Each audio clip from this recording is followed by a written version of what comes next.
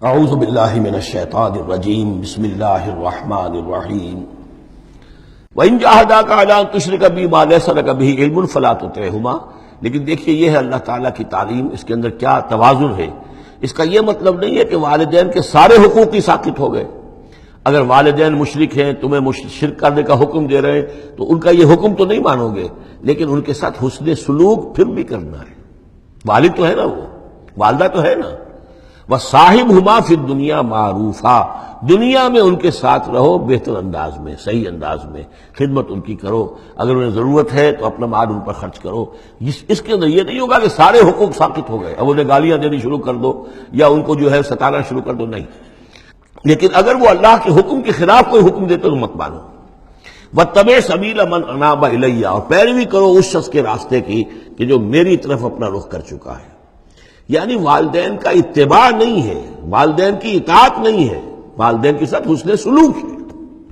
اطاعت ہوگی اگر اللہ کی اطاعت کے مطابق، اس کے دائرے کے اندر تو اطاعت بھی ہوگی، لیکن بالفعل اور آزادانہ کوئی اطاعت نہیں والدین کی۔ کہیں بھی قرآن مجید میں نہیں آیا اپنے والدین کی اطاعت کرو۔ کیا حکم دیا گیا؟ حسن سلوک، نیک سلوک، ان کی ضرورت، ان کی خبر گیری ہے، ان کی خدمت ہے، ان کی ضروریات کا لحاظ رکھنا، اس کا حکم ہے۔ باقی پیروی کرو اس شخص کی جس نے اپنا رخ میری طرف کر لیا ہے، وہ کوئی بھی ہے۔ پہلے انبیاء ہوتے تھے، انبیاء کی پیروی کرو، اب انبیاء نہیں ہیں، انبیاء کے خادم ہیں۔ انبیاء کی امتوں میں جو شخص بھی اٹھا ہے دین کی دعوت لے کر، جس نے اپنا رخ کر لیا ہے، جس نے کہا میں چل رہا ہوں اللہ کے راستے میں، کون میرا ساتھی بنتا ہے، تو پیروی کرو اس کی۔ وَاتَّبِعْ سَبِيلَ مَنْ أَنَابَ إِلَيَّ، پیروی کرو اس شخص کے راستے کی جس نے اپنا رخ میری طرف کر لیا ہے۔ ثُمَّ إِلَيَّ مَرْجِعُكُمْ، پھر میری ہی طرف تم سب کا لوٹنا ہے۔ والدین بھی یہیں آ جائیں گے میرے پاس، تم بھی آ جاؤ گے۔ فَأُنَبِّئُكُم بِمَا كُنتُمْ تَعْمَلُونَ، پھر میں تمہیں جتلا دوں گا جو کچھ کہ تم کرتے رہے تھے۔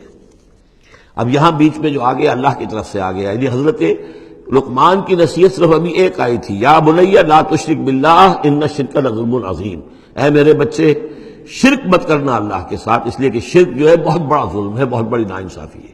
دوسری وصیت ان کی کیا ہے؟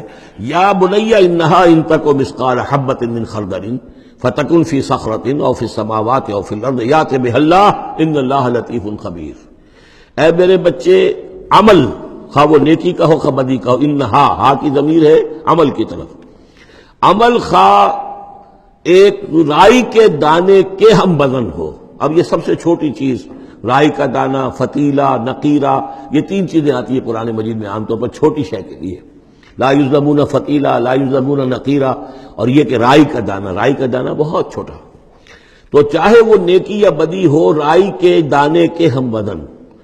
اور پھر فتکن فی صخرۃ، وہ کسی پہاڑ کی، کسی چٹان کے پیٹ میں جا کر، کسی کھو کے اندر جا کر وہ عمل کیا گیا ہو، اور فی السماوات، یا آسمانوں میں کیا گیا ہو۔ اب تو آسمانوں میں ہے نا، آپ خلا میں جا کر وہ عمل کر رہے ہیں، تو پھر اب تو انسان جو ہے وہاں تک پہنچ گیا ہے۔ اور فی الارض، یا زمین کے پیٹ میں گھس کر کیا گیا ہو، یأت بہ اللہ، اللہ اسے لے آئے گا۔ یعنی انسانی اعمال، انسان اشرف المخلوقات ہے، اور انسانی اعمال ایسی گھٹیا چیز نہیں ہے کہ ایسے ضائع کر دے اللہ، چاہے وہ نیکی ہے چاہے بدی۔ فَمَن يَعْمَلْ مِثْقَالَ ذَرَّةٍ خَيْرًا يَرَهُ وَمَن يَعْمَلْ مِثْقَالَ ذَرَّةٍ شَرًّا يَرَهُ، لیکن عمل ضائع نہیں ہوگا، چاہے وہ رائی کے دانے کے برابر ہو، پھر چاہے وہ کسی چٹان میں گھس کر کیا گیا ہو، کسی پہاڑ کی کھو میں کیا گیا ہو، چاہے وہ خلا اور فضا کی پہنائیوں میں کیا گیا ہو، چاہے وہ زمین کے اندر سرنگ کھود کر کیا گیا ہو، یأت بہ اللہ ان اللہ لطیف خبیر، یقیناً اللہ تعالیٰ باریک بین ہے، باخبر ہے۔ اب دو چیزیں آ گئیں، اللہ کے ساتھ شرک نہیں، اور اعمال کے بارے میں دیکھ لو، نیکی اور بدی کے نتائج نکل کر رہیں گے۔ اس سے آگے باعث بعد الموت کا یہاں تذکرہ نہیں ہے، اس سے بعد جنت اور دوزخ کا، اس لیے کہ یہ چیزیں معلوم ہوتی ہیں پھر نبی کے بتانے سے۔ اصولی طور پر جو چیز حکمت سے انسان جہاں تک پہنچ سکتا ہے وہ دو ہیں، ایک خالق اور اس کے ساتھ شرک نہ ہو، اور نمبر دو اس اعمال انسانی ان کا ضرور بدلہ ملے گا۔ اب اس کے بعد تیسری بات، یا بنی اقم الصلاۃ، نماز قائم رکھ، یعنی جس اللہ کو تم نے پہچان لیا ہے، اب محض ایک مرتبہ پہچان لینا کافی نہیں ہوگا، اسے یاد رکھنا ضروری ہے، ورنہ شیطان تمہیں ورغلائے گا، تمہیں ادھر ادھر سے جو ہے تمہارا نفس تمہیں غلط راستے پر ڈال دے گا، جب تک کہ یہ ایمان باللہ مستحضر نہ رہے ذہن کے اندر۔ اور ایمان باللہ کو مستحضر رکھنے کے لیے ذکر ہے جو ہم پڑھ چکے ہیں، اتل ما اوحی الیک من الکتاب واقم الصلاۃ، ان الصلاۃ تنہی عن الفحشاء والمنکر. لہذا اب نماز کون سی تھی وہ ہم نہیں جانتے، لیکن کوئی ذریعہ ایسا ہونا چاہیے کہ تم اللہ کو یاد کیا کرو. یا بنی اقم الصلاۃ. اور نمبر 4 وامر بالمعروف وانہی عن المنکر، اور نیکی کا حکم دو اور بدی سے روکو. یہ بھی تمہاری ذمہ داریوں میں سے ہے. یہ بھی انسان کی یوں سمجھیے کہ اس کی انسانیت، اس کی شرافت، اس کی مروت کا تقاضا ہے کہ وہ اپنے جو ابنائے نو ہیں، جو بھی انسان ہیں، ان کی بھلائی کے لیے کوشاں ہوں. اور سب سے بڑی بھلائی ان کی، سب سے بڑی خدمت یہی ہے کہ انہیں برائیوں سے روکا جائے اور بھلائیوں کی دعوت دی جائے.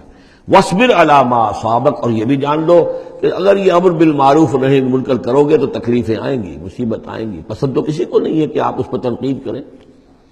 اگر آپ کسی بچے کو بھی سڑک پر کھیل رہا ہو، گلی میں کھیل رہا ہو، اگر آپ اس سے کہہ دیں کہ بیٹے یہ کوئی کرکٹ کھیلنے کی جگہ نہیں ہے، کسی کی گاڑی کا شیشہ توڑو گے تم، تو آپ دیکھ لیجئے پھر کیا آپ کا وہ اس کو کیا جواب دے گا آپ کو. اسی لیے آپ بولتے ہی نہیں ہیں کہ اپنی عزت لے کر وہاں سے نکل جائیں. تو کسی کو بھی نصیحت پسند نہیں ہے، حق کڑوا ہے.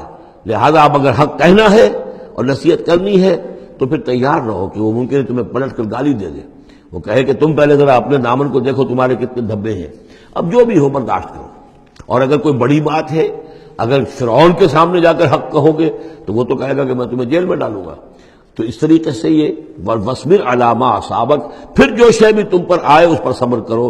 إِنَّ ذَلِكَ مِنْ عَزْمِ الْأُمُورِ. یقیناً یہ چیزیں ہیں جو بڑی ہمت کے کاموں میں سے. گویا کہ وہ چاروں چیزیں اس میں آ گئیں. وَالْعَصْرِ إِنَّ الْإِنسَانَ لَفِي خُسْرٍ إِلَّا الَّذِينَ آمَنُوا وَعَمِلُوا الصَّالِحَاتِ وَتَوَاصَوْا بِالْحَقِّ وَتَوَاصَوْا بِالصَّبْرِ. یہاں اصطلاحات علیحدہ ہو گئی. تواسی کے بجائے امر بالمعروف نہی عن المنکر آ گیا. صبر جو کا تو ہے. باقی ایمان اور وہ تمام چیزیں اعمال صالحہ میں سے نماز آ گئی. والدین کے ساتھ حسن سلوک آ گیا. آخری 2 آیتیں ہیں وَلَا تُصَعِّرْ خَدَّكَ لِلنَّاسِ. اور دیکھو اپنے گالوں کو پھلا کر مت رکھو لوگوں کے سامنے، یعنی تکبر اور غرور اس انداز میں رہنا. وَلَا تَمْشِ فِي الْأَرْضِ مَرَحًا. اور تم زمین میں اکڑ کر نہ چلو. ان اللہ لا يحب كل مختال فخور. یقیناً اللہ تعالیٰ کو جو اکڑنے والے ہیں. اور یہ مختال بنا ہے خیل سے. خیل کہتے ہیں گھوڑے کو. گھوڑے کی چال میں ایک تمکنت ہوتی ہے. تو جب انسان بھی بڑی تمکنت کے ساتھ چلتا ہے تو وہ گویا کہ اختیال بن گیا.